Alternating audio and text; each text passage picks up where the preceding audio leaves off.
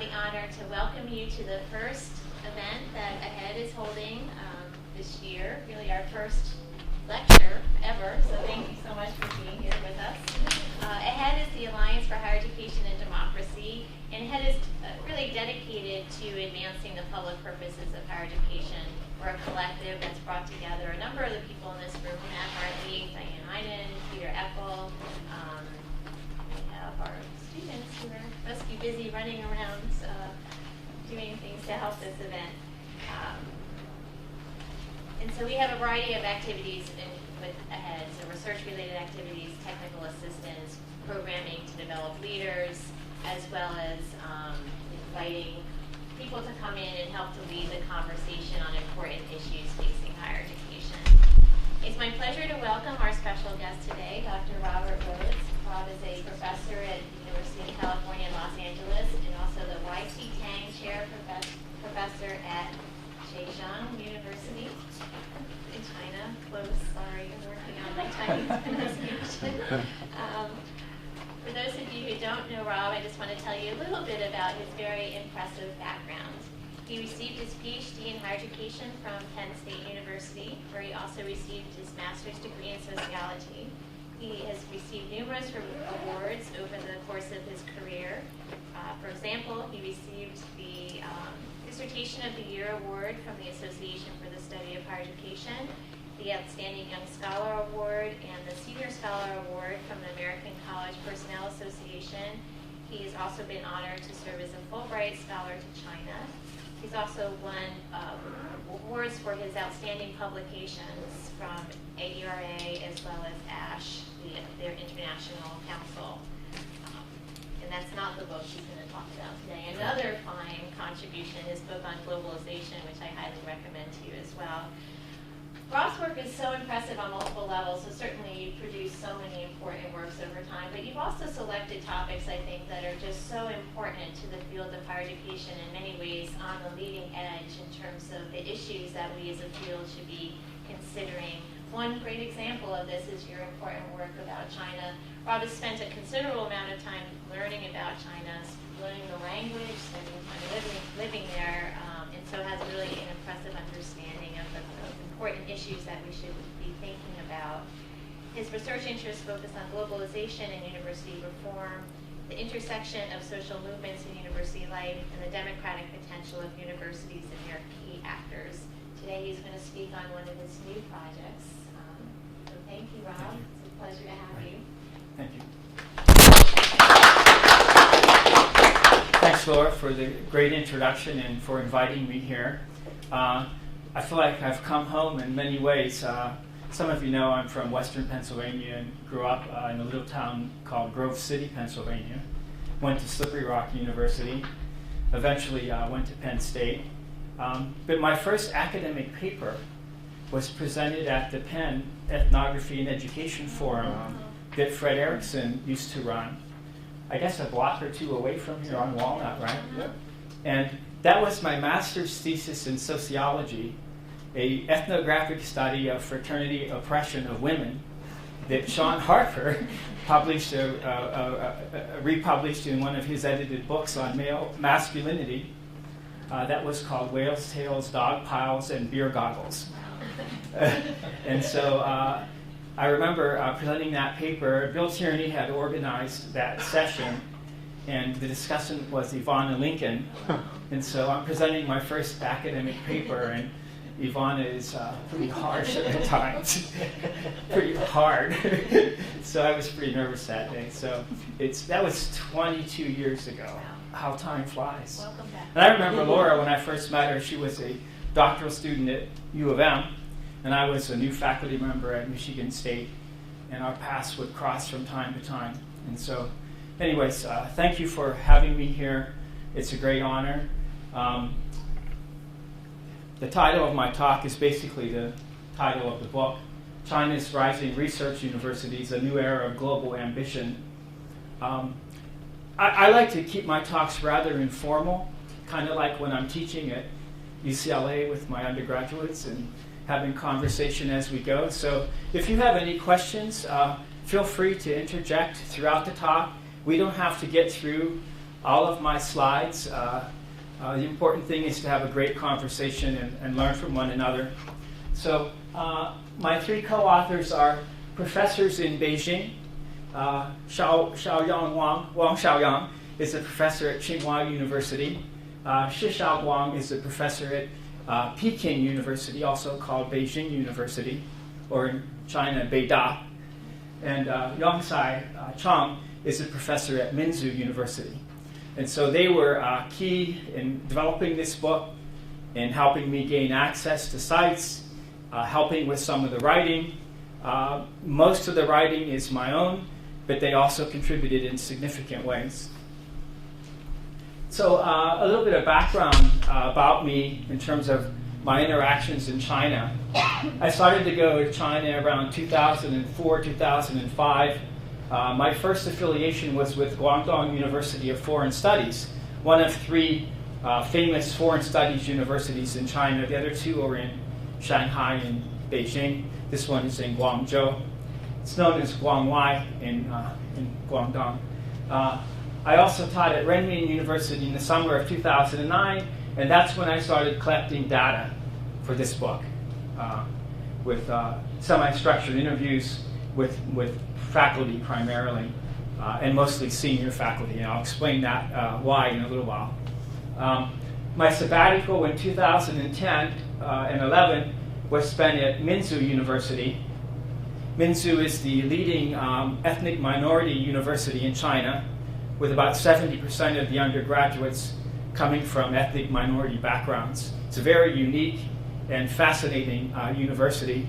And so I spent a year there as part of the Fulbright program. Continued collecting data at Renmin University, and also started collecting data at Peking and Tsinghua universities. So one of the limitations of our book is that all the major cases are from Beijing. Renmin, Tsinghua, Beijing, and Minzu. On the other hand, we controlled for geographic variability. So as everyone in this room knows, research is a series of compromises. All right? And when it comes to ethnographic case studies or qualitative case studies, issues of access and doability are often quite prominent in your sampling. After my teaching at Renmin, I joined the faculty there as a visiting professor for 3 years. I just culminated that experience just ended this past summer, and I joined Zhejiang University in Hangzhou. And so my experiences in China are mostly in Guangdong, Beijing, and Hangzhou, but I've also traveled to other parts of the country. So the broad argument for this book is that things are dramatically changing in China, and I don't really need to tell anyone in here about that, but the economic development in China over the past 20 to 30 years has just been remarkable. China's place in the world has been changing dramatically. And so this book was an attempt to look at how universities are part of this shifting political, economic, and cultural context of China. And so as China grows in prominence, its national leaders expect its universities to grow in prominence. And this is a major source of pressure that's applied and support that's applied to the development of universities. A primary concern is elevating the research quality and capacity of leading universities in China, roughly 100 universities. I'll say a little bit more about that in a little while. And so when you're talking about changing the research capacity and the quality of research at a university, you're talking about faculty life. You're talking about professors and what they do in their daily lives. And the push to create world-class research universities in China is about changing the daily lives and practices of professors. And as an ethnographer, that's an interesting idea to me. And so our project really focused on faculty and issues of academic culture using case study methodology, which is almost always what the method I use in my work. I either do ethnographic work over an extended period of time, or borrow some of the tools from ethnography and conduct an ethnographic case study. And in some cases, it's not ethnographic, it's really more of a qualitative case study. These cases were mostly what I would call qualitative case studies, although the Minzu case was much more ethnographic in nature, given that I lived there for a year and was part of the faculty. So those are our 4 primary cases. But I also visited these 11 or 12 other universities during my Fulbright year and had focus group discussions during those visits.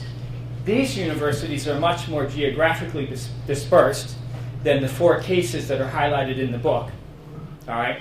But again, it doesn't really encompass all of China's diversity. None of these universities are in Xinjiang province in the far west, where the large Muslim population is. None of these universities are in Inner Mongolia, in the northern part of China. And there is one in the southwest in terms of Yunnan University. Yes?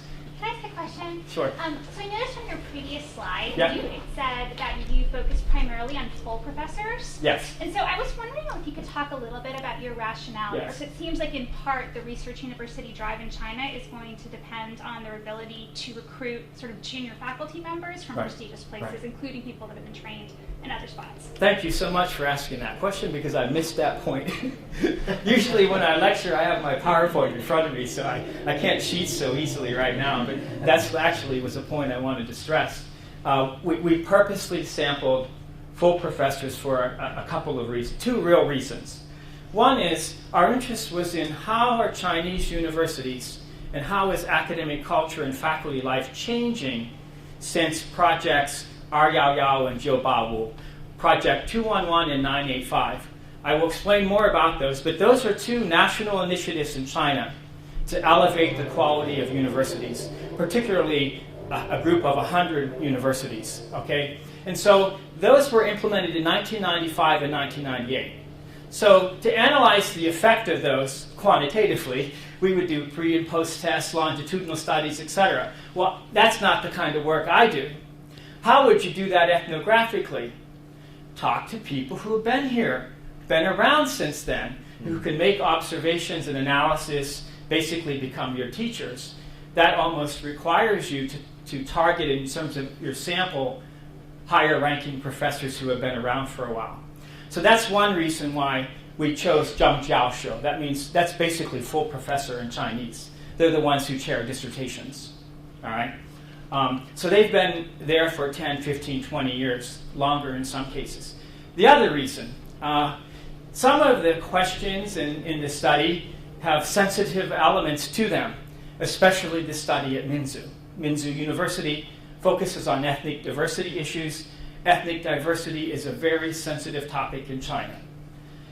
My experience has taught me that assistant professors in China don't have a lot to say about any question relating to anything like academic freedom, ethnic diversity, issues of institutional autonomy. They tend not to elaborate a great deal on those questions, whereas full professors in China have a greater degree of academic freedom and security, and they're more likely to comment and have a conversation with you around a number of these issues. With that said, many of them are reluctant to talk when you turn on your digital recorder. And so most of my insight, to be honest with you, was gleaned at lunchtime over 4 or 5 bottles of beer and some good food and establishment of a little bit more trust. In most cases, my interviews actually were preceded by 2 or 3 dinners or lunches, establishing an issue of trust. That's a big issue everyone knows in qualitative research. It's an even bigger issue when you're an American and you're interviewing Chinese scholars. Now, some of my Chinese colleagues also did some of the interviews. They had less of that issue to deal with than I did. But 2 reasons why we focused on full professors. Their vision over an extended period of time and their ability to be more conversational about hot topics. Thank you. again, questions can come up as we go. Sure. I have another question. My name is Aviva, by the way. I'm an EDD candidate in the Okay. higher ed program. I had the opportunity to visit China over the summer, so I have some sense of the culture, though I haven't spent extensive time there. And my perception is that because of the communist culture, people might be reluctant to speak out about issues. So I was wondering if you're going to go into any perceptions about academic culture in China that may differ from Western or American perceptions, and sort of what the desire is on for the Chinese professors to have more free speech, and if they even feel at liberty to say that they want to have more free These speech. are very important topics. One of the things I found is that when I give talks about my research in China, that sometimes it's helpful to provide some background about the structure of higher education in China. And I have a couple slides coming up where I'm going to go over some basic differences, including the role of the party in running the university and the implications of that. It's really not central to my research, but audiences often need to know about that. So I'm going to talk about that. All right, thank you. Let's see. So these are some of the universities I visited. These were what Bill Tierney and Estella Bensabon, my two mentors at Penn State, used to call drive-by ethnographies or drive-by case studies. It's like a 2 or 3 day visit. You gather as much information, you talk with as many people as you can, you learn something. All right? So these were more of that kind of studies. So, of course, a lot of authors in recent years have been talking about China's rising place in the world, not just in terms of higher education, but in terms of other arenas. Most of you are probably familiar with the first book, and some of these are rather apocalyptic in nature. There's kind of a quality to them, I think. When China rules the world, the dragon and the elephant, which is an interesting twist here, the elephant and the dragon. India and China, China and India. All right, so the world is changing. We all know that. Exactly where China is going to be, what kind of player China is going to play in that world is yet to be figured out. But certainly China's prominence is much greater than it was 20, 30 years ago. And so the question then becomes, what about its higher education institutions? What's changing there? So thank you for your question. I mentioned that lots of times when I'm giving talks about my research, I also need to provide some background information from time to time about some basic structural differences in Chinese higher education compared to, say, U.S. higher education. And so this is my slide for that. Compared to U.S. higher education, U.S. higher education predates the U.S., right? Harvard, 1636. Every grad student knows that, right? All right. There was no such thing as the U.S. when American higher education was actually founded. All right. But in China, universities are relatively young. Most of Chinese universities were founded in the 1900s. Most of them in the last 40 to 50 years. That's relatively young for a university or institution of higher education. All right. Also, they're co-run, except with one exception, the Minbans, the semi-private sector. The universities are co-run by the party. Every major administrative office at a university in China has a party official who co-runs that office. When I was in the School of Education at Minzu, I had a dean and a party secretary, Dong Shuji. All right. I got in trouble with my party secretary because every time I went around China, around the country giving talks, I emailed the dean. I'm going to Kunming to give a talk on American higher education. All right. Well, one day one of my graduate students came into my office and she said, Dong Shuji is very angry with you. And I said, why? And the graduate student said to me, well, she's in charge of international affairs, not the dean. And every time you send the dean a note about where you're going, she gets upset. I said, oh, so we went to lunch, had some beers, and had some great food. And from then on, I was always sure to send her the email, not the dean. All right? So this is quite common. The dean and the party secretary co-ran the School of Education, the Department of Education. They had different responsibilities, but they were equals. This is true in almost every major office in China, including the president of the university.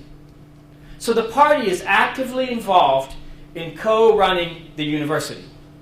As you can imagine, that can be problematic at times, all right, around issues of autonomy, academic freedom, etc., because the party is essentially the government. The party is the government in China, all right? So that's very different. So when you talk about shared authority in China, you're talking about the party and the administration. When we speak of shared authority in the U.S., we speak of the faculty and the administration, right? All right? So that's a very different structure in China. Where are the faculty in that? Well, they're what Gary Rhoads would call a managed resource. The faculty are managed, all right? That's very different. Competition among students is intense to get into the universities. Students take their college entrance exam in May or June of their senior year in high school. It's called the Gaokao. That determines your future. That determines your future. If you get into a great university, it's because all you did in high school was study. One second. Students tell me all the time when I'm in China, I had to work so hard to get to the university that by the time I got there, I felt like I deserved a vacation. So getting to college is a reprieve. All right, yes? Question, are there some discussions though going on right now at the national government level about revising this system and using more of a system similar to the U.S. where you would actually have an opportunity to take multiple shots at the test versus this one? You can take the test more than once, but you have to wait a year, I believe. You have to wait a whole other year. There's been discussions for many years about whether this is a good system or not.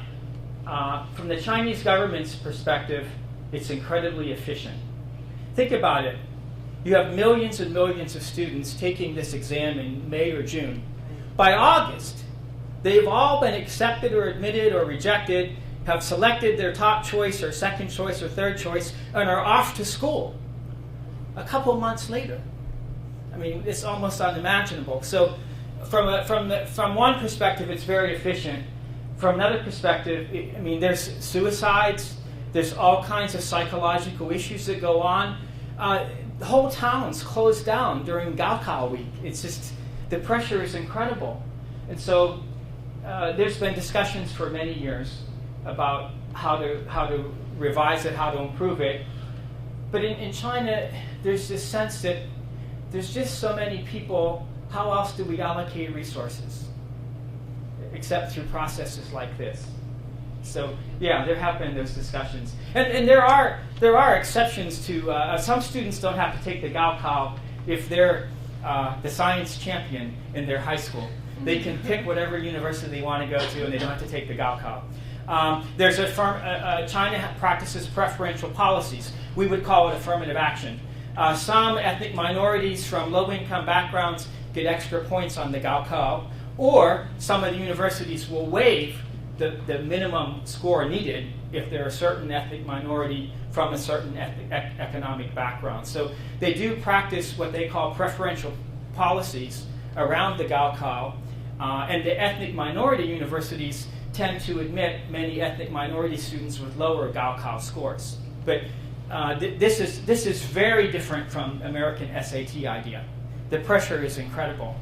Yeah, well, I want to say it's 2 points. One point is the Gaokao is very, very intensive and very pressure for the high school students in China. But it is currently the best way we can figure out to provide a relatively fair fair measure for so large population in China. So it's no choice. And second one is that I think that Chinese government is trying to make some reform on the Gaokao recently. They are trying to make the test, make the exam less intensive, make it simpler. So more students can get this access to their higher education. But I think whether it will be considered that it is signal that the educational decline. Thank you very much. And some ethnic minority students whose first language is other than Mandarin can take the Gaokao in a different language. But that's only for ethnic minorities whose first language is a written language. All right? So that's only a subpopulation of the ethnic minorities. All Chinese college students graduate in 4 years, pretty much. I mean, 99%. It's no coming back for your 5th or 6th year. It's not like the US or in Europe, for the most part. Dropping out is quite rare, given that you can't stop out and easily come back into the system. And so that doesn't happen very much at all. And transferring is virtually non-existent, the idea of transferring. When you're admitted to a university in China, you're not just admitted to that university, you're admitted to that major. And so changing your major, I changed my major 5 times at Slippery Rock when I was an undergraduate, finally falling into sociology, which became the love of my life. But that doesn't happen in China. Changing your major is extremely difficult. All right. They also operate on a kind of a class model. So if you hear a Chinese student, one of your colleagues say, "Oh, I'm going back to Beijing University next summer for my class reunion," they're not talking about the class of 2012. They're talking about the 40 or 50 students in physics or sociology that they took all their classes with, that became like brothers and sisters to them. That's the class model. It's a cohort model. It's what Vince Tinto would call a learning community. It has some real advantages. It has some drawbacks too. All right. So that's very different from the U.S. system. So when a UCLA student says, "Oh, I'm part of the class of 2018," they don't even know most of their classmates. That's like 7,000 people. But in China, your class is that group of 40 or 50 students. At Minzu, they have sports day in the spring, where the first-year sociology students have contests against the second-year sociology students, the third-year sociology students, etc. So they have this sense of like almost a family, that group of students. All right, that's very different than the U.S. model. And of course, most Chinese universities are residential. The students live on campus. That's very different than the U.S. Any questions about this? It's very interesting. One of the things that students will say, a couple of students said to me, "I don't like the model we use in China because if you embarrass yourself in class and say something stupid, it's like, how do you escape that?" All right, because now you're with the same students all the time. Ross? Yeah, given these population demands, what is the model make of MOOCs and these massively open online courses that we're just starting to get going? Well, some of the Chinese universities like Tsinghua who have really started experimenting with the MOOCs. This is not surprising because China has been a leader in distance education for 30, 40, 50 years. My colleague, Yang Sai Cheng, did not graduate from a university. He got his bachelor's degree through self-study. He used to live in the southwest part of China as a young man, and he took all his classes through TV and radio and got his bachelor's degree that way. He got his master's degree at Beijing Normal and his PhD. But self-study has been prominent in China for many, many decades, in part because of the vastness and the remote border regions. And so MOOCs are another way of expanding their distance education population, which is massive. And I'll give you some data on that in a minute. But it's not MOOC specific, but really MOOCs fit within this model that China has employed for many, many decades. All right? Oh, so here we go. There you go, Ross. 13 million adult ed students, web-based certificate programs. Right here is where MOOCs would fit in nicely. The degree to which MOOCs will be used for regular course credit at leading Chinese universities remains unclear at this point. Just like American universities, there's a lot of experimentation going on. Yeah. All right? But certainly in terms of the adult ed population, it's an ideal model.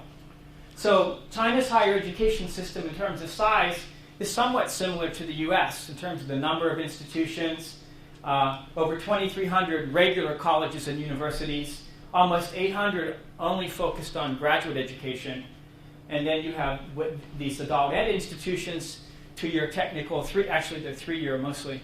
These would be more comparable to U.S. 2-year for-profit technical schools and community colleges. They don't have the idea of community college as we have it, where you can go there and maybe transfer to a 4-year university. That idea, that's not a possibility in China. And then they have relatively recently, in the last 15, 20 years, what's called Minban, people-run schools. In some sense, this is China's private version, but it's not private like in the U.S. These are less controlled by the government and are more controlled by community organizations and individuals who create a school. They tend to be the lowest level in terms of quality, and mostly for students who have money, who didn't work hard enough in high school to score well on the Gaokao. So it's not like the U.S. privates that are so exceptional. These are not really high quality, and they're relatively young. So this captures the incredible revolution that's going on in Chinese higher education. So in 1990, China had an elite system of higher education. Basically, only the upper class went to the universities, what Martin Troe would call elite higher ed, less than 15%. Within 22 years, is my math correct? Within 22 years, China has gone from 5% to 30%. That's unimaginable in terms of the size and the number of students you're talking about. That's just incredible. 5 to 30% in 22 years. What's confusing to me and to a lot of higher ed analysts is, where are they going? Because one of the biggest concerns in China, one of the biggest concerns of the Chinese government is employment and the employment of college graduates. If China keeps going up to maybe mass higher ed, over 50%, where are they going to find jobs for all those college graduates? And if they can't, does this create social disharmony? One of the biggest concerns of the government. So it's not clear to me, as a scholar of Chinese higher ed, where they're going. So I don't know if this is going to keep going up and up, or if they're going to stabilize it at some point. It's not clear. All right? The latest report is about 6 million university graduates. It's very difficult for them to find a job. Yeah. The Chinese government keeps very good data. Unlike in the U.S., we have no idea. It's like, well, I don't know, what does Penn say? What does UCLA say? But in China, the government keeps very good data on the college graduates and whether they get jobs. And I know when I was there a couple years ago, they were trying to get more of them to go into the rural countryside or the military. They were trying to, as another form of employment, because having a high percentage of college graduates unemployed is not good for social harmony from the perspective of the government. Yes? Just want to clarify, are these rates strictly Chinese students participating in Chinese higher ed, or is that worldwide higher ed participation? I'm not sure about that. Students? I'm not sure about that. But those going abroad would be a very small percentage compared to those staying at home. But I don't know for sure. Okay, good question. Certainly there's more going abroad than in the past. Oh, and this is very interesting. Because remember, in the U.S., half of our students are at community colleges, half part-time. In China, 60% are full-time in 4-year institutions. So their FTE would be much higher in terms of the number of full-time enrollment. Okay? Okay, so how about some basic background about faculty? All right, so I mentioned earlier that faculty are mostly a managed resource. All right? The administration is kind of in charge of them. All right? Now, maybe that's sometimes true in the U.S. too. Maybe it's getting more true. But generally, we don't think of ourselves that way, especially at elite universities like Penn, right, and at UCLA. We think of ourselves as being pretty autonomous to a certain extent. Universities have traditionally been teaching universities. So the idea of conducting research is relatively a recent idea for faculty in China. many of the faculty I interviewed said they don't understand why the university wants them to do research. They don't understand why the government wants them to do research. Our job is to train the next generation of Chinese citizens. So why are we doing research? So that idea of the university engaged in the production of knowledge is relatively new in China. Okay? Relatively new. Most Chinese professors have modest training in conducting research. The PhD in China is a 3-year degree. It's an automatic 3 years. All right? That's very different from the U.S. structure. I could never get a straight answer from my advisors as far as when am I going to be done? They're like, we'll let you know. We'll let you know. I mean, there's courses that you take, but that doesn't mean you're done in the U.S. That dissertation could take 1, 2, 3, if you're a history major, 6 years. All right? So there's a very different structure of PhD training in China and the U.S. This is one of the areas of where reform initiatives are taking place. Beijing University is moving towards a 4-year PhD. But in China, doctoral students are funded by the government. All right? Not like in the U.S. They're funded. Well, if you change that from 3 to 4 years, that's a lot of money. That's a lot of money. All right, so that's part of the issue. All right. I'm currently working on a project with a student in China. Actually, she's a faculty member now, looking at the socialization experiences of PhD students in the social sciences at Renmin University and UCLA. And particularly, we're interested in how do they develop their methodological and theoretical understanding to do the dissertation. At UCLA, it's in classes, it's in research projects. At Renmin University, I don't know, I do that on my own, I try to figure that out. It's not, the structure of the PhD experience is very different, all right? So that has to improve for Chinese scholars to be better at doing their research. This is one of the reasons the Chinese government put so much money into sending faculty and PhD students abroad.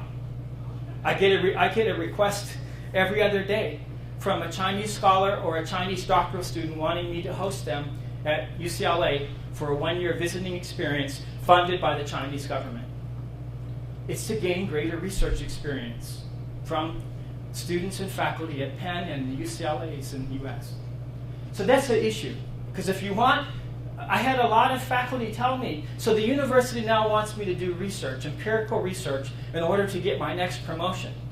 I was never trained to do research. I was trained to be a teacher. So some of them are really struggling in this new context of having to do research. One of the recommendations in the concluding chapter to the book is faculty development around issues of developing research competencies and research skills. Some faculty need those. You're less likely to see that at Tsinghua and Peking University.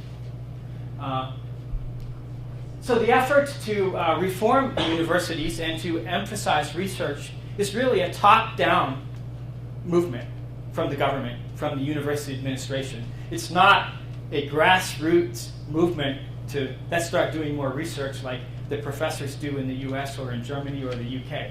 It's really imposed from above. And everyone in this room knows that that doesn't always work. Because when you're talking about the day-to-day lives of faculty, academic culture, it's not easy to force change in that environment. All right? Confucianism continues to have a powerful influence at the universities in terms of the relationships between faculty and students. I actually really enjoyed some aspects of the relationships in China between faculty and students. One of my colleagues was having treatment for cancer in a hospital in Beijing, and I would go in and see him, and every day his doctoral students were in there taking care of him because to them he was their father, like their second father. Now I know that there's a lot of potential negative implications for those kinds of relationships, but there was a really positive aspect to the even the classroom behavior and interactions that in some sense goes back to the Confucianism tradition and how a teacher is revered. There's also great limits on academic freedom. This is one of the major criticisms in the end of the book in terms of the issues that we raise. And again, I talked earlier about, so if the government, if the party is everywhere and is part of the decision-making apparatus of the university, so I better be very careful when criticizing the party. In fact, that's the line you cannot cross. In fact, when in writing this book, I was constantly talking to my colleagues and like, well, what can and can't we say? What's the line? And they said, you cannot criticize the government or the party. And I said, okay, so when we criticize the university for not having enough autonomy, is that criticizing the party then? And so it's not really clear. And so I do know that foreigners have greater leeway than Chinese scholars living and working in China. All right. So academic freedom is a big issue. It's probably the biggest barrier to Chinese universities becoming world-class universities. If you embrace this universal, somewhat Western-driven concept of a university, that free ideas, the free flow of ideas, that's critical. This is a major barrier. I interviewed a major president in China, and he told me there's two major barriers to Chinese universities being like Penn and UCLA, the great research universities. One, academic freedom. Our faculty need to have the freedom to raise controversial ideas. That's key to innovation. All right. Two, money. Despite all the money that the Chinese government is pouring in to these top universities, it's still rather small compared to the research budgets of major research universities in the U.S. It's still rather small. So there's an interaction effect there too, because if you have money, you don't have the ability to decide how you're going to spend it and use it. It's probably much more dictated. Yes. Given that the revenue flow in China is not nearly as diverse as the U.S. university, most of the money comes from the government. And so that can be very restricted at times in terms of how it's used. This is another recommendation in the concluding chapter, the need to diversify funding streams. They're so tied to government funding that it's hard to really to move in these other directions and address different issues. You have to really march to the tune of the government. Even in the U.S., if you're dependent on federal funds, then the research that you're doing is consistent with some of the goals of NSF, NIH, et cetera. That's the way it is. All right. So imagine if all the money is from the government. Okay. So a key part of our argument is that China is really in a new era of university reform, and that it's no longer about learning from the outside world. It's about assuming a leadership position in the outside world, consistent with some other national priorities in politics, culture, etc. All right. A key part of this has been what I call Projects 211 and Projects 985.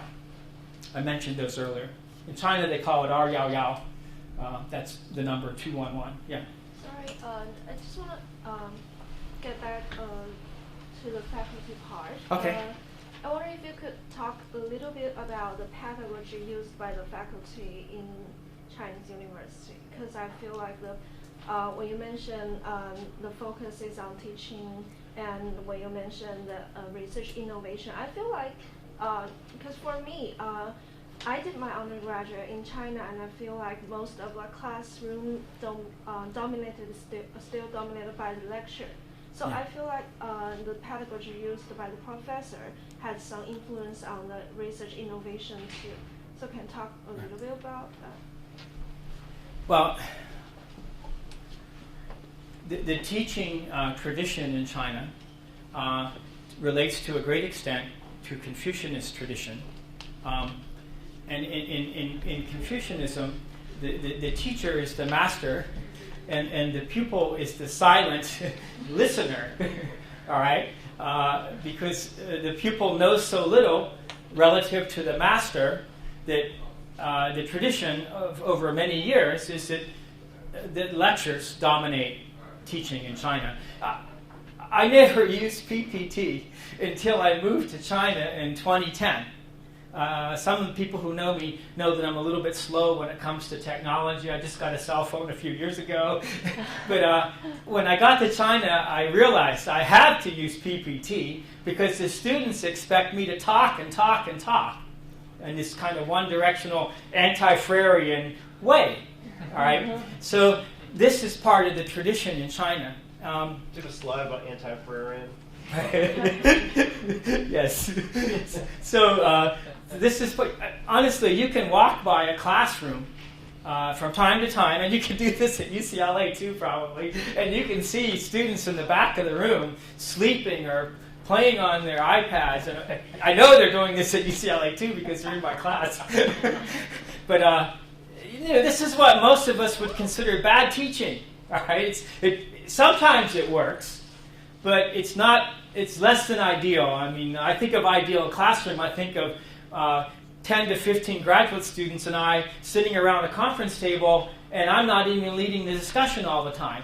But that's not the tradition in China, and some universities are trying to change that in China. But it's very difficult because when I taught at Minzu University, every classroom was almost the same, and everything was bolted down, and it was almost like a chemistry lab. And so it was hard for me to really challenge that, and sometimes the students weren't even so comfortable taking lead from time to time. Now, again, I don't want to overgeneralize, and I may be running the risk of doing that, because when I was at Guangdong University of Foreign Studies, a foreign language university, the language teachers there were keenly aware that that's not how you teach language. All right, students have to be engaged in conversation and et cetera. So that university was really trying to challenge that one-directional model of the lecturer in this large classroom. All right, but that model was still quite powerful in China, and it arguably can be an obstacle. But the bigger issue for me is the epistemological foundation that's embedded in that model. That the teacher is the authority, and the student is the neophyte who knows nothing. All right, I'm a critical pedagogist, and so the thing we always try to do is undermine the authority of the teacher to empower the students to question the teacher. That culture, that aspect of the culture is not so powerful in China, where the student wants to challenge the authority of the teacher. And of course, you can understand why. Look at the differences in the political structures of the societies. The party is running the university, and so challenging authority, that's the line you're not supposed to cross as a scholar, and so how can students do that? And so this is a dilemma. There are cultural and there are other kinds of economic challenges that China faces in creating this so-called universal model of a research university, and it really raises questions about, well, what is an idealized kind of classroom? And is that part of how we think about a university or a leading world-class research university? We have these disempowering classrooms in the U.S. All right, we know they have shortcomings, and now I'm working on a MOOC book for Laura and Bill Tierney's new series, and it's like, so now we're taking the lecture and putting it online, and we know it has a lot of shortcomings, but so, even in the U.S. we have this model, but certainly it remains very powerful in China, and certainly at the graduate level, that's a problem. All right. I guess the Chinese pedagogy model is different from the Western one in two aspects. One is that the culture of learning is very different, because the teachers are considered the only source of the knowledge and their authority. On the other hand, is the class size is very different. Yeah. I'm a language teacher in China. You can't imagine that. You have to teach listening and speaking with, you're facing 50, even 60 students. There's no time to do the group work, pair work. Right. Yeah. So very different contexts. So this is these are complicated issues. So is there a universal concept of a world-class university, and does it involve certain pedagogical practices or not? And then where is there room for China to embrace certain norms from the outside world but fit in within their own cultural context? This is a real dilemma. All right. It's a real challenge. Even the idea of academic freedom. Whose idea of academic freedom? A German or American idea of academic freedom, or a Chinese idea of academic freedom? The reality is that the Chinese universities not defining those things, that the American universities, the German universities, the UK universities are defining kind of the universal, the emerging global model, as Mohman and Baker call it. So this is a dilemma for China. I'll bring some of this up later in terms of what do Chinese universities embrace and what do they reject, you know? Anything? Okay, so Project 211 was implemented in 1995. It involves approximately 100 universities, a little more than that now, with the goal to further develop key disciplines, academic research, and management systems, improved administrative systems. Project 985 was implemented in 1998, targeted 39 universities, 9 initially. So these are more selective universities, with the primary goal of strengthening internationalization and research capacity. This group of universities is the group that's typically talked about in terms of building world-class research universities. So the Chinese government is thinking 39 or maybe 100. Well, if you listen to Outback and a few other higher ed scholars, they would probably say that the U.S. only has 100 to 200 top research universities. That's a very small percentage, right, of our overall higher education system. So the Chinese government has roughly 40 to 100 universities in mind in terms of achieving this higher level. And I'm not even going to discuss today what we mean by world class. It's a whole section of the book, but as everyone knows, that's rather problematic too. Anyways, the Chinese government gives about 1.8 billion renminbi, yuan, to both Peking and Tsinghua every 3 years. So that's about 600 million a year. This is extra funding. This is like the government saying to Penn, here's 600 million US dollars. They're not exactly the same, but relative to the cost of things, they're close. So here's 600 million US dollars to use for research and internationalization. Here, there's a truck pulling up with cash, and it's coming in cash.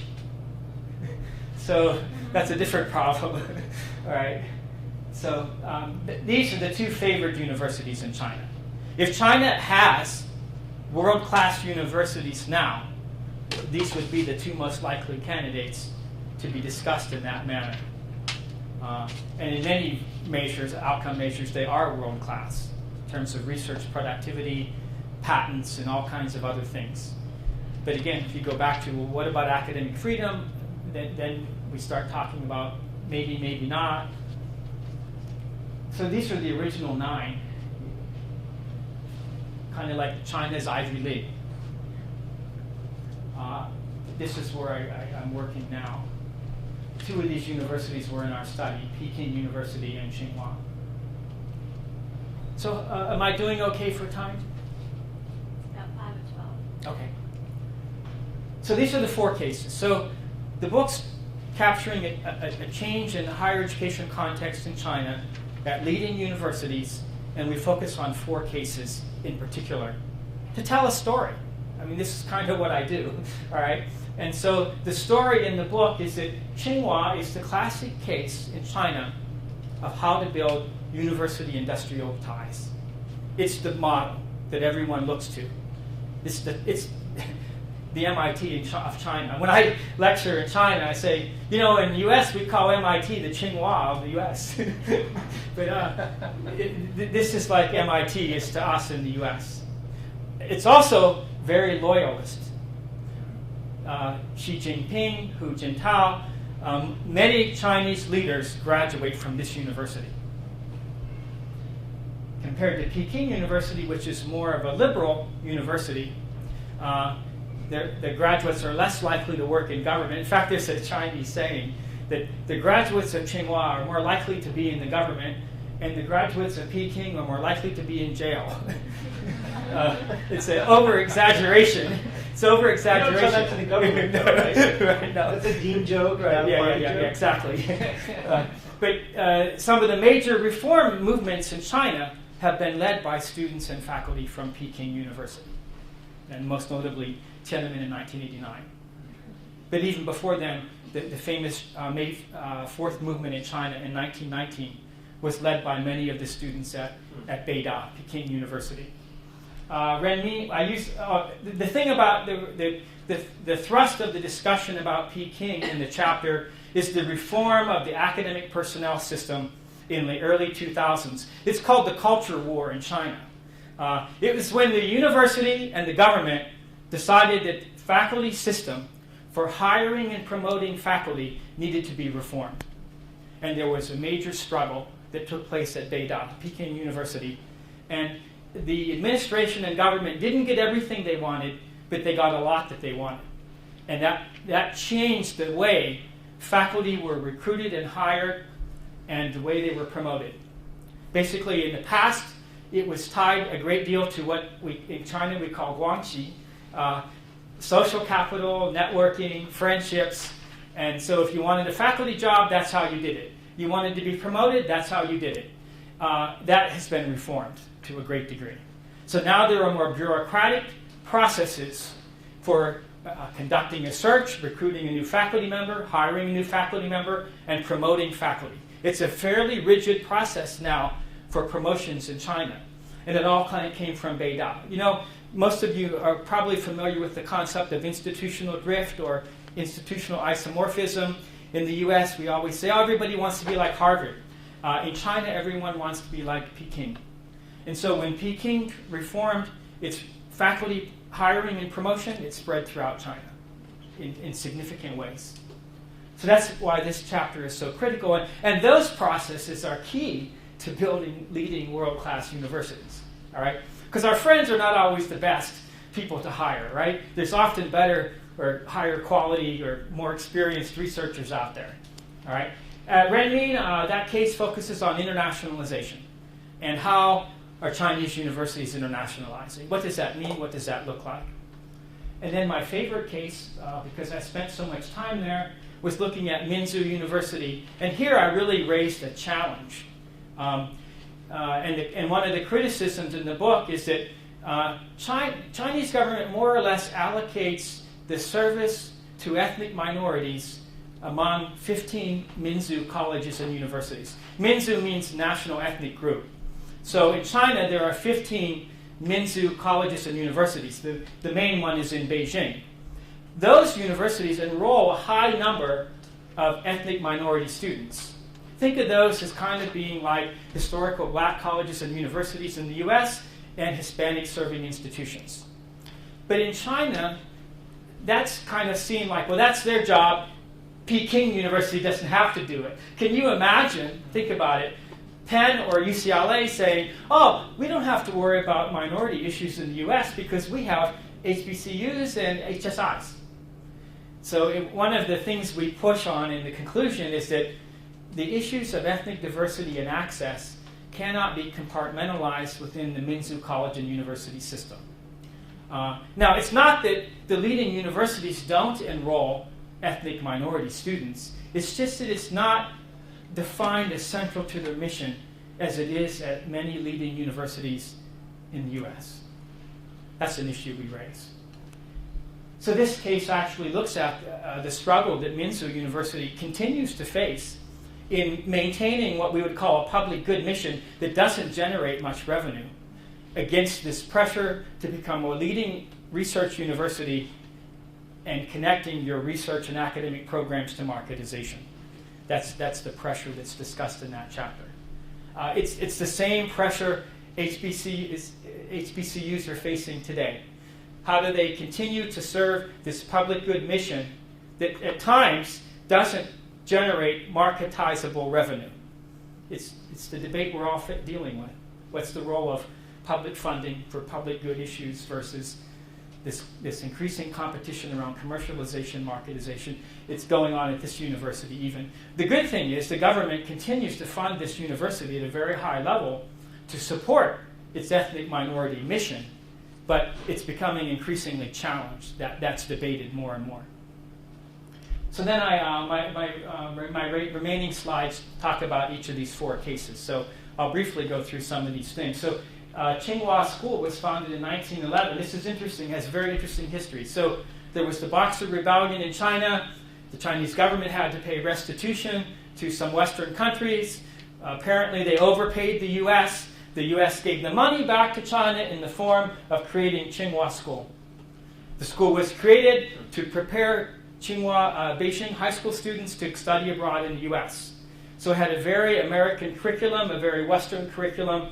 Even the campus of Tsinghua, I had some photos, I took them off. My wife said, my fiance said, oh, don't put photos in your PowerPoint, it doesn't look scholarly. But anyway, so even some of the buildings at Tsinghua look like the University of Virginia buildings because they were designed by the same architect. There's a building, a famous building at Tsinghua, looks like Monticello. That's why. So Tsinghua was founded with this very strong American influence. As I mentioned, it's known as the MIT of China. It's known for producing red loyalist engineers, communist engineers, loyal to the government. All right? That's why so many party officials are from Tsinghua. Joel Andreas wrote a book about this topic. So again, this chapter highlights building university-industry ties. Tsinghua's University Science Park is kind of the thrust of the chapter. TUS Park is how it's called. Interestingly, there's a report that comes out every couple years of the 300 top corporations or organizations that have the most successful patents filed with the U.S. Patent Office. There's several universities on that list. The University of California is number one because, of course, that's 10 universities. All right. MIT is on that list. Stanford's on that list. There's only one non-U.S. university on that list, Tsinghua University. So there is some great innovation going on at Tsinghua, and they're putting a lot of money in it. Their technology transfer park is probably the nicest in the world. So this is all TUS Park. And you have Google and Microsoft and all these companies there with very free or low rent space. And the idea is to get them interacting with Tsinghua applied scientists and the key, graduate students. Because they have a lot of times they have the new ideas. And so this is an amazing park. And it's part of this mission. The other university who's comparable to Tsinghua in this university industry partnering is Zhejiang University in Hangzhou, home of Alibaba, by the way. Just went public recently. So that's what that chapter is about. This is just a little point here. In China, they tend to call the universities by the first name of the first syllable and then the first part of the second syllable. Dashui means university in China. So Renmin Dashui to most Chinese is called Renda. Beijing Dashui is called Beida. Minzu Dashui, Minda. It's just a little habit. It's part of the... And I was afraid that every now and then I've been saying Beida. That's why, Beida. So that brings me to Peking University and the Beida Way. The Beida Way is really about the pursuit of excellence in China with a touch of liberalism and reformism. Just a touch. The faculty at Beida are continually pushing the boundaries. Professor just last year was fired from Beida, probably pushed one of those boundaries too far. And so Beida is known throughout China for its reformist thinking, for pushing the boundaries of society, of Chinese society, typically in the direction of greater democracy. So many of the students in Tiananmen many of the student organizers at Tiananmen Square in 1989 were students from Peking University. That's an interesting little story. So one thing I didn't mention, all four of these universities are on the same street. All right? You can walk from Minzu University to the gates of Tsinghua and Beida, which are opposite each other almost, in probably 30, 40 minutes at a brisk pace. All right? There's about 50, I don't know, maybe 100 universities in what's called Haidian District in Beijing. The idea was, let's put all the students in a similar place so we can keep our eyes on them. All right? But that kind of backfired in 1989, because what if all the students decide to organize and you have 50 to 100 universities all right there? And so one of the reasons why the Tiananmen protests were so large is the size of the student population that's in close proximity, one district in Beijing. The amount of students is just incredible. All right? And you have the two top universities in China right across the street from each other. Large student bodies. Okay, so Beida is known for its reformist politics. So Tsinghua is known as the MIT of China. Beida is known as the Harvard of China. Yes? Sorry. So are the CCP administrators taking more of the progressive elements of the CCP, or is the CCP presumed to be monolithic in its approach? It's not monolithic. And if anyone's been following the rise of Xi Jinping and changes that are going on in China, right now there's a dramatic anti-corruption push in China. I read a few days ago there's been 4 assassination attempts of Xi Jinping because of some of the anti-corruption things that he's pushing. And so it's not a monolithic party. There are many tensions and differences of opinion and views within the party. I don't know if the more reformist and progressive party members would be those working at Peking. I don't really know the answer to that. I know that in recent years, while the party is pushing to end corruption, to challenge corruption, at the same time, there's been apparently, seemingly greater restriction on speech. And so those seem contradictory from a perspective of progressive politics, but from the perspective of securing and strengthening the party, they're not contradictory. Most Chinese are highly aware of corruption within the government and wasted money. And so fixing that problem strengthens the party. Curtailing some of the public criticism of the party arguably strengthens the party. So there's great diversity within the party in terms of political positions, but of course there's these constraints on how far we can push progressive and democratic politics. The notion of democracy that we might grow up with in the US might not look anything like that in terms of thinking of how we think about it in a Chinese context. And so I know that Beida is still seen as kind of a beacon in terms of progressive politics, but there's changes over time, during different periods of time, and these days outspoken human rights advocates and some professors have faced some difficult issues.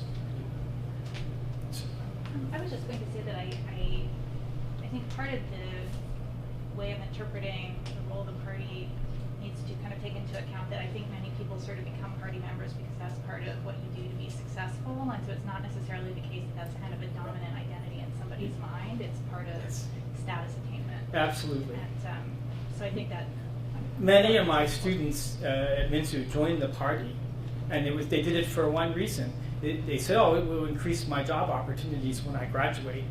They didn't necessarily subscribe in any deep way to party ideology and politics. It's just kind of a way of life. If you join the party, it expands your social capital, your social networks, doors open that might not otherwise open. And so, yeah, I think that you might wind up as a party secretary in a department, but maybe it's not. Maybe your views about the role of the party in running the university may not be so central to what you do.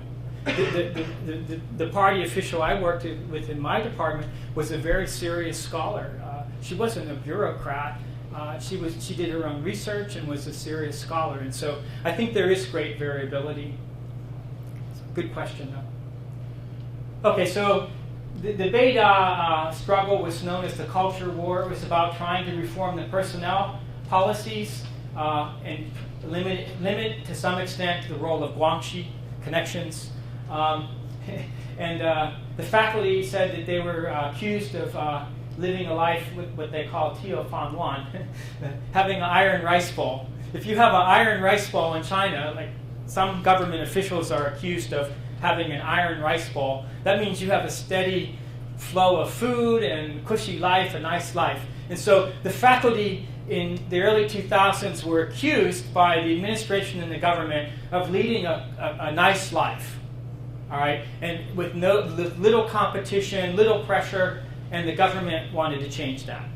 All right, so there was really two issues: the role of guanxi, and that they really needed to be more productive, particularly in terms of research. So this was part of the reform. The Renmin case focuses on internationalization. These are some of the themes. I'm not going to go through these. What I really want to highlight was the resistance that I heard from the most senior faculty at Renmin about mistakes that they felt the government was making. In China, if you're coming up for promotion or evaluation, and you've published in international journals, which would involve what language? English, you get more points. It's done on your promotion is a series of points that you accumulate. Publishing in an international journal in English gets you more points. Well, I interviewed one of the most famous professors in China who does research on rural economic development, specializing in rural China, Western China, and he said to me, why would I want to publish my results in an international journal if I want them to have an impact on Chinese society? And so there's this push to publish internationally, publish more, but there's not always this sense of what are we publishing for? All right? And so he was very critical, and so were some other senior scholars at Renmin, of these mechanisms and these processes that are encouraging the universities to move up in the rankings, but are not necessarily connected to serving the needs of Chinese society. So that was the most interesting facet, I think, of that chapter. I actually already highlighted these issues at Minzu. Just some background. Minzu was formed originally to train communist cadre for working in the ethnic minority regions, eventually became a center for research and culture around ethnic minority cultures. There's 15 Minzu colleges and universities throughout China. And again, I talked about the pressure between marketization and serving this public good mission of serving ethnic minority issues. This is a very sensitive place to live and work. Every June 4th, the campus gates are surrounded by military and police. June 4th is the anniversary of the end of the Tiananmen Square protests. And that's a day that occasionally protests break out. Minzu is often the target of protests. When there's a problem in Tibet or Xinjiang, residents in Beijing may go to Minzu and a protest may form. So on any sensitive day, Minzu is in what they call lockdown. And you can't get into and out of the campus without your ID card on those days. Because there are so many ethnic minority students there and faculty, it's a very sensitive place. Some of the professors at Minzu are very assertive and outspoken about their views toward the government and the government's role in ethnic affairs, especially in the border regions, and come into contact or conflict from time to time with government officials. And so even me doing my research there was very difficult. Some of the professors, especially our professor in Tibetan studies, did not want me to interview him with the recorder on. And of course, for any of you who do the kind of work that we do, that makes it very difficult. But of course, you do the best you can then. But it's a very sensitive place. And I learned, I'm really glad that I ended up there because I learned so much about ethnic affairs during my time there. This is the slide I really wanted to get to, and we're doing okay with the time? A quarter after. Okay. This is the last slide I really wanted to focus on. And basically the major kind of conceptual contribution of our book is we're suggesting that China's reform of higher education has entered a new stage. These are the stages that Ruth Heiho and other scholars of China have talked about. And they correspond with political changes in China. Okay, in the early 1900s, China imperial empires ended. The Qing dynasty ended around 1911. All right. At that time, the first notion of a Chinese republic emerged. This notion of nationalism, and that required a great reform of the existing universities in China, which were very much under Western influence at that time. And so during the Republican period, the colleges and the universities in China were really reformed around a more national project, a national identity, a national curriculum. What is China about? And there was a process of really ending or pushing out some of the Western influences that had come in part through Christian missionary influences on founding some of the early universities in China. So this was a period of serious reform of universities in China. Of course, it's connected to Sun Yat-sen becoming China's first president. It's Sun Zhongshan in China. This is one thing I've learned over the years. All the names I know of Chinese people don't make any sense when you go to China. I remember talking to my wife, soon to be. It's like, oh, what do you think of Genghis Khan? And she's like, who is that? Oh, do you like Sun Yat-sen? It's like, who's that? It's like, none of those names are the same. And so in China, Sun Yat-sen, I grew up with Sun Yat-sen, it's Sun Zhongshan. And so that's an interesting part of learning Chinese and learning these things that you thought were the way things were. But anyways, all of these movements are pretty much connected to a particular political figure in some sense. And so when the Mao-led communist revolution took control of Chinese governmental policies and the shift in China towards communism, that involved a dramatic reform of the universities. And so the Chinese university system followed the Soviet model. The universities became very specialized. And so you had a university for chemistry, you had a university for agriculture. Many of the universities in Beijing still have those names, but they may be comprehensive now. All right? And so during the communist period, the universities reformed and followed the Soviet model. And of course, that was reformed again at the end of the Cultural Revolution in 77, 78. China began a series of opening up China to the outside world under the leadership of Deng Xiaoping, who was not even the president of China, but was the most powerful person in China. And he led those reform movements. And so you had basically a communist idea undergirding the university, and you had to shift that to a more marketized view of the world in what in China they call a socialist market economy. And you had the first students going abroad, you had foreign students coming to China, the whole context was changing. And so that period has been called by Ru Taiho and others the open door period. What's very interesting is this transition period here during the Cultural Revolution. I was always taught that the universities were closed during the Cultural Revolution. That's not true. The universities were open to peasants and soldiers and other certain classes. Several of the professors I interviewed were students during the Cultural Revolution, and they told me about their experiences. Now, it wasn't a university like we typically think of a university, but they took classes, mostly on Marxism and communist philosophy. Some of them from the ethnic regions were taking classes in Mandarin, or Hanyu Putonghua, Chinese word for the language. And so that was an interesting thing to interview some of the faculty I interviewed about their experiences during the Cultural Revolution. That's a project I would have liked to have pursued further, but I don't think I can do that. It's a pretty sensitive topic. But that was interesting to hear, though, because I always had this assumption that the universities were closed, but they were open, but only to a certain extent and to a certain population, soldiers, peasants, etc. At the end of the Cultural Revolution, the Chinese government reinstituted the Gaokao. So that's in 77, 78, high school students started taking the exam again to get in to the universities. Now think about it, the universities had been somewhat closed for 7, 8, 10 years. Where do all the professors come from? So a lot of the professors, teachers that were hired then only had bachelor's degrees or master's degrees, and 30 years later, some of them are still working. That's very different now in China because all the top universities in China really expect the new professors to have a PhD some of them, like Beida, even prefer the professor to have a PhD from a Western country in some cases. So the big contribution of our book is building this argument that China is in a new era.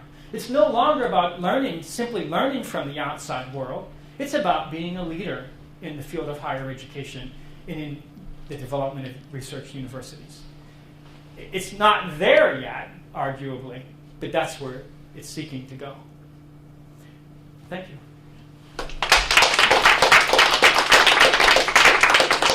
Thanks so much. We have about 10 minutes if there are any questions. Sure. Yeah, I'm very happy you have visited my home university before, because I'm a professor from Yunnan University. Oh, yes. And also I'm working here as a Fulbright scholar this year Wow. at UPenn. And just now you mentioned there are two conditions to build a world-class university, such as the money and academic freedom. But I'm thinking about your case about Minda. Although Minda is called 985 University in China, but in terms of the research productivity and overall faculty quality, it cannot compete with those comprehensive top universities like Beida and Tsinghua. So Absolutely. when you talk about China is assumed to be a leader in different areas, even in terms of higher education. Right. So what do you think about the prospect like Minda, this kind of university? Because it's deep enjoying a lot of affirmative policies, Right. support from the central government. Yeah. Thank you very much for your question. This city is one of my favorite cities in China, Yunnan. Yunnan has the greatest weather in China. It reminds me of Los Angeles, the weather. So actually, he's absolutely right. No scholar of Chinese higher education would ever discuss Minzu University as on its way to becoming a world-class research university. And in our book, we explain this. The goal at Minzu is to build several world-class academic programs, mostly around ethnic minority affairs. Ethnic minority language and culture, the Department of Ethnology and Sociology at Minzu. And so we included Minzu because I wanted a case in the book that talks about ethnic minority issues. Minzu is the leading university in China around ethnic minority issues. It's a member of Project 985 for political reasons. That's why it was included. It's not comparable, and we say this in the first chapter. Minzu is not comparable to Tsinghua and Beida. All right.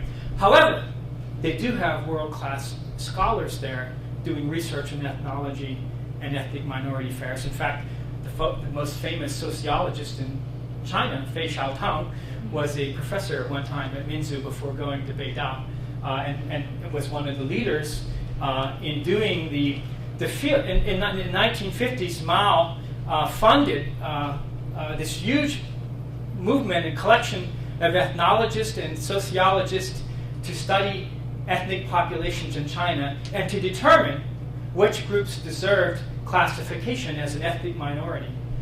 Fei Xiaotang, who was at Minzu eventually, was one of the leaders in that research. And by the way, over 400 ethnic groups in China applied for classification as an ethnic minority group. 55 were approved. Many of those were grouped together. So China has 55 recognized ethnic minority groups and then one majority, the Han majority, that's 56 total. But many other groups consider themselves ethnic minorities. All right.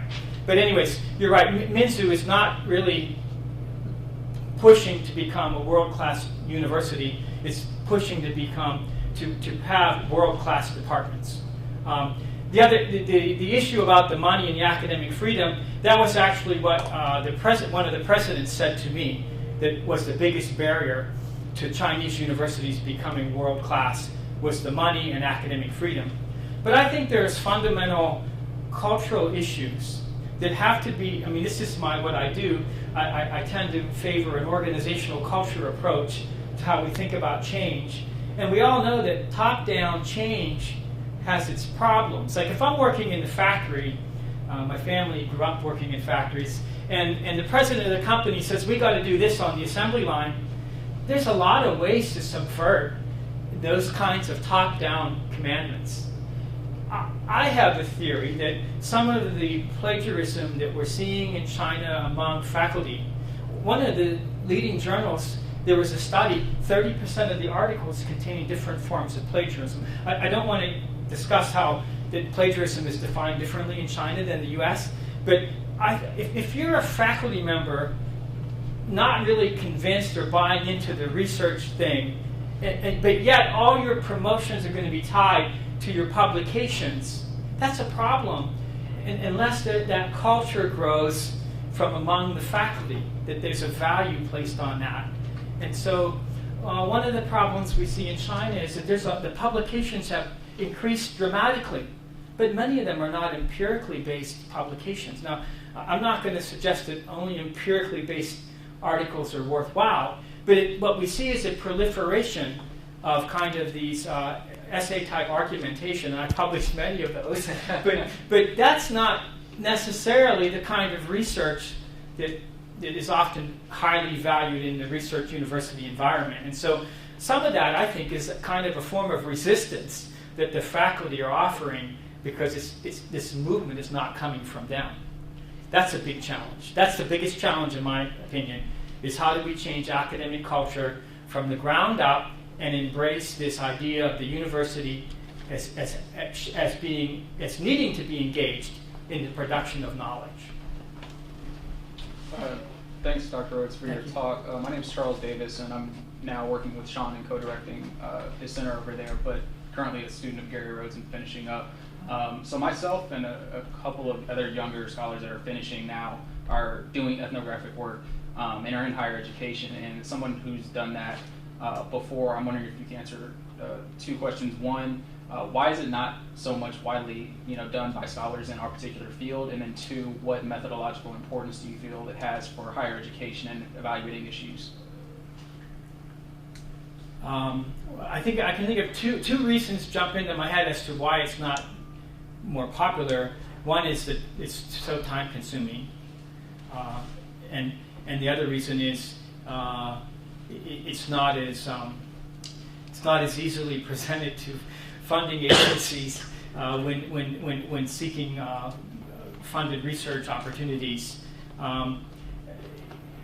It's hard to sell to the National Science Foundation that I want to do an ethnography of one place for a year and then produce these meaningful policy-related findings. It's a harder sell than people who have access to national databases, etc.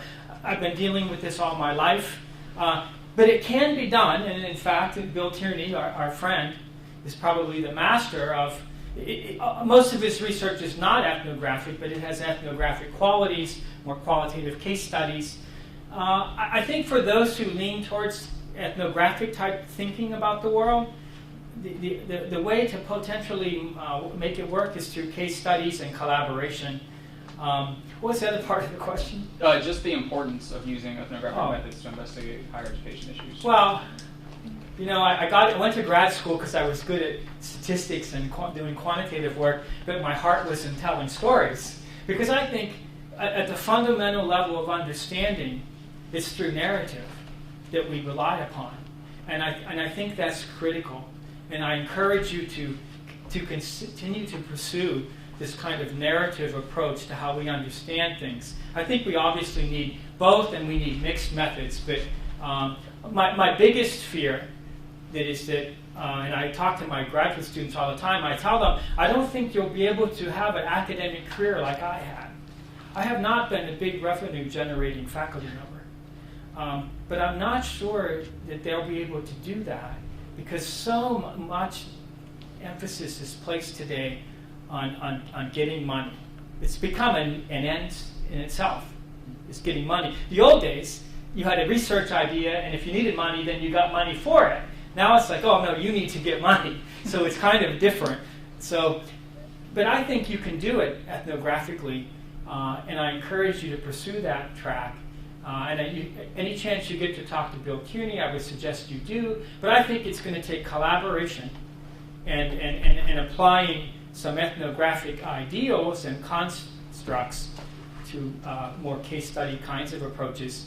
And you can still do the ethnographic work. It's just not always going to be heavily funded. I found ways to do it.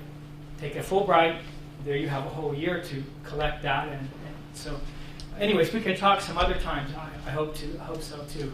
But I encourage you to pursue that as, again, that's the way I think about the world, is in more holistic ways and not always in terms of independent and dependent variables and intervening variable. I don't think that way. I think in a different kind of way. I'm not elevating that kind of way, but I think we need a wide range of ways of understanding and doing research.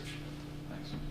Unfortunately, we're out of time. There's clearly lots of interest in the things that you've had to say from a methodological perspective in terms of the many insights about China. I get the sense that the people in the room could sit with you all day long. But thank you so much for the time that you did have with us Thank you today. very much. Thank you.